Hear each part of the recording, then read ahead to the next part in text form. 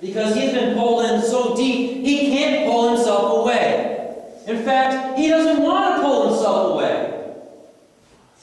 So he sinks into the pit. And he has to rely on his own strength, which isn't any at all, because it's been taken away from him and he can't get it back.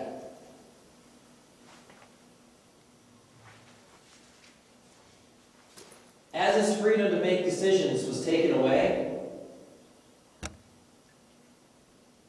he was consumed more and more by his guilty pleasures. Solomon's one little guilty pleasure became his life. It was everything. But we don't have that problem, right? We're the church. We don't worship idols. We don't marry 700 wives or husbands. We're not idolaters. Now let's stop for a second. Ever thought, what is the definition of addiction? What does it mean to be addicted? Well, Webster says it's to surrender oneself to something obsessively or habitually. That sounds pretty disarming. First of all, we're very comfortable with saying, I am obsessed with something. But if you change that to I'm addicted to something, then, whoa, no I'm not.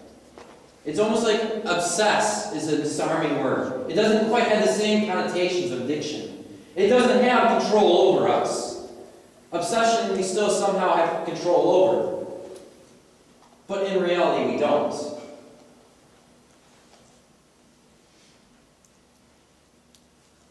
What about that first part? To surrender oneself to. An addiction is a giving over of yourself completely and totally to the addiction. Oh. Well, I don't know about you, but if I turn my eyes inward, as I'm looking at myself, I'm suddenly starting to feel a need to crawl into a little hole and conceal myself from everyone's penetrating eyes. I'm beginning to feel much like I imagine Adam and Eve felt when they ate the apple and God came looking for them. I need to hide myself from God. Can't let him see this. One story comes to mind among many. I know you've heard me talk about hockey before. I know I've told you that hockey was pretty much my life for quite a bit of it. I started playing hockey when I was 4 years old. I started slowly, innocent enough. From the start, I always wanted to play goalie, but everybody at that age wants to play goalie. So I had to wait my turn. I was only able to play occasionally when our normal goalie wasn't around. But I finally got my break when I was about 8. Our goalie was sick, and I needed to fill in. So I filled in, and I played, and I won the game. But I didn't just win the game. I played great. I had just earned the starting spot. I took that other goalie and I said, you can be the defenseman now. I was the goalie now. And I would never go back. The longer I played, the better I got. Soon it became quite clear that I was the best on my team. But not just the best on my team, I was the best in my league. It was great. Finally, something I succeeded at. Finally, something I was the best at. Finally, something I could control. And I could determine what the outcome was. Soon hockey was not just a winter thing, but it became a summer thing. I went to goalie schools and other hockey camps, spending all my free time on the ice. When I wasn't on the ice playing hockey, I was in my driveway playing hockey. As I grew older, the opportunities grew. At 14, I started refereeing ice hockey. A couple years later, I was a goalie coach for the local squirt team. Then when I was 16, I was called upon to fill in for a junior A hockey team mid-season. So I was playing for 2 teams. The last couple years I played hockey, I was on the ice 6 to 7 days a week. I would practice 5 days a week and then have play games on the weekends. And then on top of that all, I was refereeing 20 to 25 games a week, as well as coaching. I found myself skipping church, hanging out with the one person solely who played hockey nearly as much as I did. Addictions come in all shapes and forms. They're not resigned to substances or sex. They emerge in our everyday lives.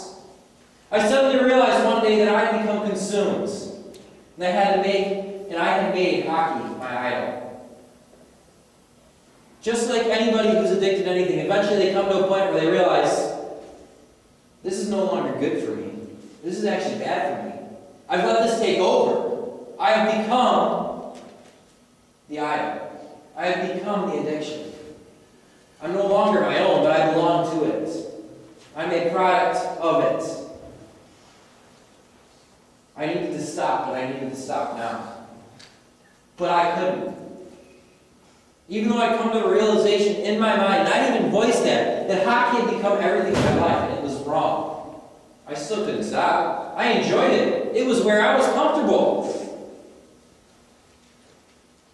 And it was the beginning of the season, and I had tryouts to go to. Slowly, though, things started to develop. See, in my acknowledgement of my problem, my first step was to pray. God, help me make this not my idol. Let me make you my focus. Well, the prayer was slowly answered, although not in any way like how I wanted it to be. See, I thought, okay, I can make this not my addiction while still spending all that time there, right? It just won't be my addiction anymore. But I won't have to give it up. Well, it's not how it works. I tried out with many teams. In multiple tryouts, I was clearly the best. Yet somehow, tryout after tryout, I was cut. Even the team I had played for the previous season cut me. It made no sense to me. It was so outrageous that even others there who had no connection to me in any way were saying, this is wrong. What's going on? Why are you going home? This makes no sense. My prayers were being answered. I was being pushed out of hockey. The opportunity had presented itself. I had been pulled free. Now the choice remained. Was I going to pursue it further and jump back in? Or was I going to take this opportunity to get rid of my addiction? Well, I finally got over my stubborn streak, and I gave in, and I quit. I stopped playing hockey. I put the hockey gear in the basement and left it there. I got a call probably a week or two later from another team asking me if I'd play. Luckily, though, I'd come to the point of the determination that I was done. And I told no. I realized this was the answer to the prayer, and this was the step I needed to take. I knew that this is what I was supposed to be, free from hockey. But I still was not free. I held on to reffing and coaching. Well, as we notice most things in our lives, God will take care of that as well. In one game I was officiating, I threw out the coach. He deserved it.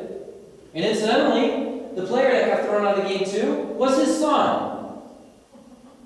Well, the problem was the coach was a board member on the local hockey association. And he went before the board and had me banned from refereeing at that rink ever again.